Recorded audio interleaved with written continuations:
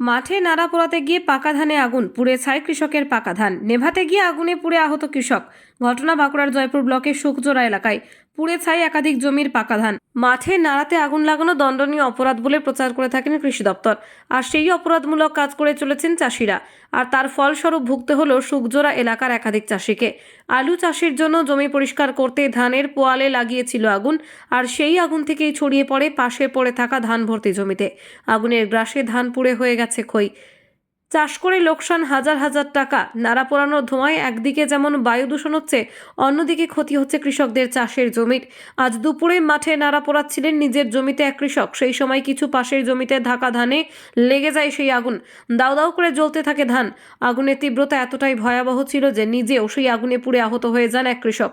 তার চেঁচামেচি শুনে তড়িঘড়ি এলাকার মানুষ ছুটে আসেন এবং আগুন নেভাতে সাহায্য করেন। ততক্ষণে যা ক্ষয়ক্ষতি হওয়ার হয়ে গিয়েছে।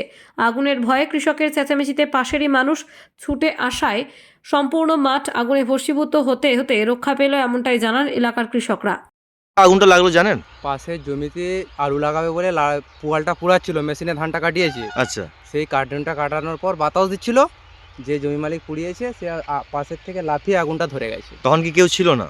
সে ছিল, আগুন ধরে গেলে কেউ নিমতে পারবে না। যে ছিল যে পুড়োচ্ছে, মানে যার জমিতে আগুনটা লাড়াটা পুড়েছিল সে নিজে ছিল, আরও গ্রামবাসী এসেছিল, তার জন্য গোটা না মাটি নালে পুড়ে যেত, গোটা মাঠে আগুন ধরে যেত। হ্যাঁ সবাই ছিল আর কি, দিয়ে হ্যাঁ। সবাই মিলে নিমেছে। হ্যাঁ। এই আপনার নাম? আমার নাম শ্যাম নন্দী। আর জানার আগুনে পুড়ে গেছে ওনার কি নাম? উত্তম দে।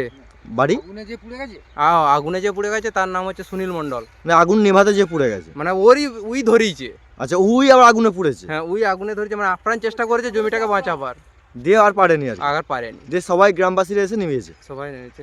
আপনার নাম আর এই কৃষকটার নাম কি? কৃষকটা যার পুড়ে গেছে, হ্যাঁ, যার পুড়ে গেছে তার নাম হচ্ছে উত্তম দে, আর যে আগুনটা লাগিয়েছিল তার নাম হচ্ছে সুনীল মণ্ডল। আপনার নাম? শ্যাম নন্দী। আপনি কি পাশাপাশি কৃষক?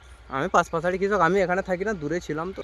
বলছি তো যে পাশাপাশি আগুন মানে এমনি লাড়া পুড়োচ্ছিল, আচ্ছা, পুড়োতে হয়তো আগুনটা ছুটে যেয়ে লেগে গেছে, এমনও হতে পারে।